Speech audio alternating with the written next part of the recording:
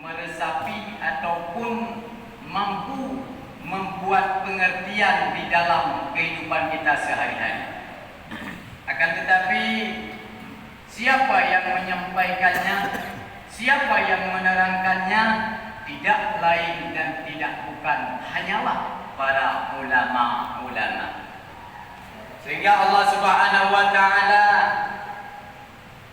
membuat pernyataan dalam salah satu bunyi ayat suci Al-Qur'an, fas'alu ahla dzikri in kuntum la ta'lamun.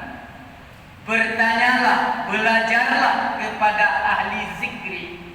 Waktu ditafsirkan oleh ulama mufassirin, ahli zikri itu adalah orang yang mempunyai ilmu ataupun para ulama-ulama.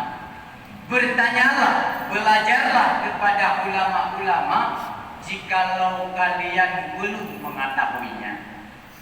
Ma'syaral muslimin hadirin rahimakumullah.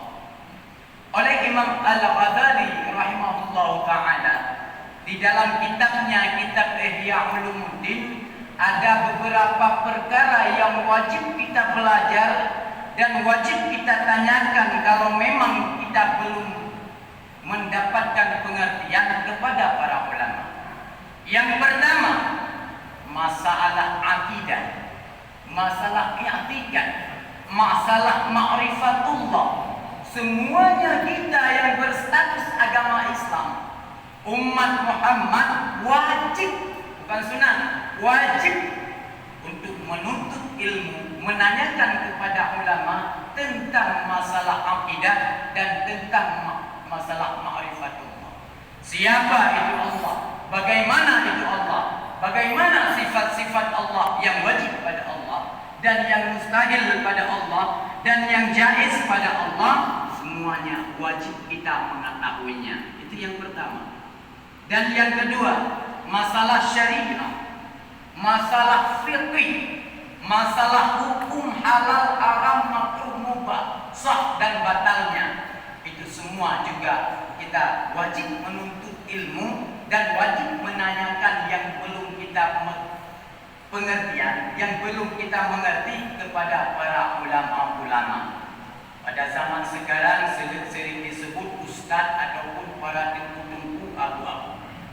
Yang ketiga, yang dituliskan oleh Imam Al-Ghazali, yang perlu kita tanyakan, belajar kepada para ulama adalah masalah muamalah, masalah jual beli. Bagaimana akad yang sah, bagaimana akad yang fasid ataupun tidak sah, apa-apa yang sah diperjualbelikan, bagaimana hukumnya dagang ataupun jual beli dan borok dan pinjam dan lain sebagainya. Dan yang keempat, yang wajib kita belajar kepada para ulama yaitu masalah pernikahan, munakahah. Bagaimana nikah yang sah? Apa syarat-syarat nikah walaupun sudah banyak orang mensepelekannya? Sebagian daripadanya syarat menikahkan seorang anak adalah wali wajib adil. Adil di sini bukan adil dalam bahasa Aceh. Dalam bahasa Aceh adil bagi BLT leher tu berapa sama rata. Yang adil. Yang adil dalam bahasa Aceh. Tetapi adil yang dituntut oleh syariat yaitu silahuddin wal maut. Terpelihara dianya itu daripada agama dan terpelihara dianya itu daripada harta. Maknanya orang yang tidak bermaksiat kepada Allah Subhanahu wa taala, tidak pernah berbuat dosa besar dan tidak berkekalan daripada dosa kecil, atau pernah berbuat dosa besar dan dosa kecil akan tetapi mereka itu sudah bertaubat kepada Allah Subhanahu wa taala. Itu definisi adil. Kita wajib mengetahui kepada ulama-ulama kita tentang masalah hukum pernikahan, masalah talak, masalah dhihar, masalah rujuk, masalah fasakh dan masalah-masalah lainnya. Ma'asyiral muslimin rahimakumullah. Kemudian yang wajib kita ketahui dan belajar kepada ulama yaitu masalah jinayah, masalah pembunuhan, Menyo na dapat hukum iban hukum, dapat mati iban hukum. Menyo dapat hilang anggota, dapat hilang buah hidung, dapat kunyung, dapat jalau iban hukum. Itu juga wajib kita belajar kepada para ulama. Dan yang terakhir adalah masalah siasat. Masalah siasat adalah masalah penentuan menang dan kalahnya umat Islam, yaitu masalah perpolitikan. Jadi masalah perpolitikan ini bukan hanya sekedar sekarang. Mulai masa Rasulullah sallallahu alaihi wasallam sudah ada ilmu perpolitikan. Cuma namanya aja bukan politik, tetapi siasat syar'iyyah. Siasat syar'iyyah adalah salah satu cara untuk kita memperjuangkan agama Islam, untuk kita mempertahankan diri agar supaya kita tidak kalah daripada permusuhan, daripada musuh-musuh Allah, dan kita untuk mencari jalan untuk lebih baik, lebih maju agama kita, dan lebih dekat diri kita dengan Allah Subhanahu wa taala, baik pribadi atau keluarga ataupun masyarakat sekitar dan bahkan seluruh rakyat Islam yang ada di atas permukaan bumi ini. Sebagian daripada contoh untuk mengajarkan anak kita agar supaya mau sholat, mau belajar, itim yakut, yakin sungguh-sungguh untuk berbakti kepada kedua orang tua, kita tawarkan dengan hadiah. Nah, kalau kamu dapat juara 1 di tempat pengajian, di balai pengajian itu, saya akan belikan untukmu 1 sepeda listrik. Itu adalah politik. Itu adalah siasat. Sehingga anak kita rajin belajar dan anak kita akan sungguh-sungguh untuk belajar ilmu agama. Ma'asyiral muslimin rahimakumullah. Dimulai nomor 1 yang wajib kita belajar kepada ulama yang disampaikan oleh Imam Al-Ghazali rahimahullah ta'ala, hingga yang ke-6 masalah siasat syar'iyyah, itu adalah sesuatu kewajiban untuk kita untuk belajar kepada para ulama. Akan tetapi yang sangat sedih pada zaman ini adalah mereka-mereka itu yang berani menyatakan yang bahwa terserah dirimu wahai para ulama, kamu bukan bodrol masing-masing, baik terlalu lekat di jam urusan masalah agama. Itu yang sangat kita sedihkan. Padahal kalau dikatakan masalah agama, masalah ilmu, masalah tunduk dan patuh kepada para ulama di segala aspek kehidupan. Nah, ulanglah dong tok masalah sembahyang tok dituntut ilmu pak ulama. Masalah muamalah dah hana roleh. Masalah pinjam peng bayar lebih hana roleh. Kuntungkunya ribanya. Dosa riba bagaikan sekecil-kecil dosa riba, bagaikan berzina di hadapan makbah. Nepegaju yang ini kubung-kubah-kubah ya pak, anak kubah permunyan. Hanya kujabut ilun ekonomi ilun, menyuh anak kucuk riba. Hanya masalah semayang dia terbunuh. Itu yang sangat kita sedihkan. Ataupun bagi yang lain, masalah sembahyang, mematuhi para ulama, apa-apa yang ditegur, apa-apa yang diperintahkan oleh ulama. Masalah amal baik, masalah amal yang dapat membangkitkan rasa cinta kita kepada Allah Subhanahu wa taala, berzikir, bertahmid, bertahlil tiap malam. Akan tetapi betapa kita sayangkan terubah siasat syar'iyyah, terubah masalah perpolitikan, dan bukan pernyataan yang baik yang punya pudra yang masalah pemilu yang baik rodro. Apakah masalah pemilunya bukan sesuatu tanggung jawab kita di hadapan Allah Subhanahu wa taala waktu kita disidangkan di fasal qadha, waktu kita dihisab? Bukankah itu masalah yang sangat besar sehingga berani para mereka itu mengatakan roh dalam politik, baik nepegah, nepilih, nepilih, baik bagiannya ni, bagian berarti pun mendok. Dro bagian kurno doa semayang. Tifut 20 tiket 50 macam. Baru mujab tu kena. Padahal mereka itu tidak mengetahui resiko yang sangat besar. Ketika mereka itu lari daripada ulama, tidak lagi mempercayai perkataan-perkataan hukum-hukum daripada ulama.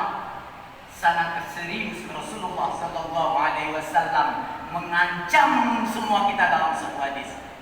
Apakah zaman ini sudah sampai ataupun tidak? Bukan teruk zamannya yang budaya Rasulullah ataupun hana daingan darunungi dari sapi dan tumpang mulai dan ingat bergaduk bergaduk. Sebagaimana yang budaya Rasulullah dalam satu hadis. Saya di zamanun ala ummati yafiruna minal ulama wal fuqaha. Selagi akan datang pada umatku pada suatu masa, akan mereka itu lari daripada pernyataan ulama, lari daripada hukum-hukum yang disampaikan oleh ulama dan fuqaha, ahli-ahli fiqh.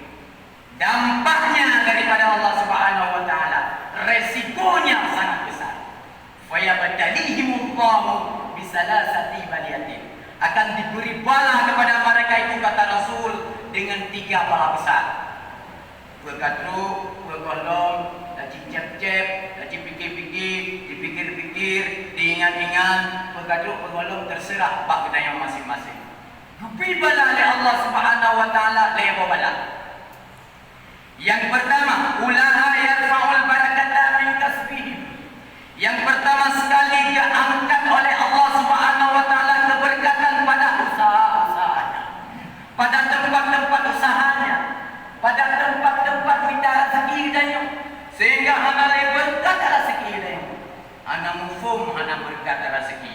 Sebagian daripada rezeki tidak lagi mempunyai keberkatan adalah kebanyakan daripada kita tidak perlu memeriksa hasil daripada harta kita halal sumbernya ataupun haram.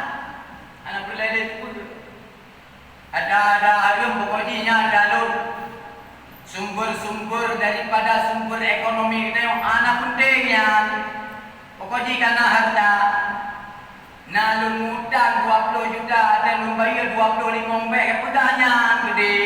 Yang penting mulus ekonomi kita yang biar-biarnya tengok sempitan, biar-biarnya tengok pecebli. Anak perlek sebagian daripada ciri-ciri harta tidak ada lagi keberkatan. Yang kedua, harta yang kita miliki adalah kita gunakan kepada tempat-tempat kemaksiatan. Harta apa yang nampak kita nyuruh kamu guna kepada bud-bud maksiat, bud-bud yang anak ridha oleh Allah Subhanahu wa taala. Dan sebagian daripada harta tidak berkat, usaha tidak berkat, moran mari bak kami dapat. Moran mari ana tatu luho tinggai asa mungkin lebih lam insya ana merupakan bak lid dunia lid peng. Itu sebagian daripada harta ana berkati.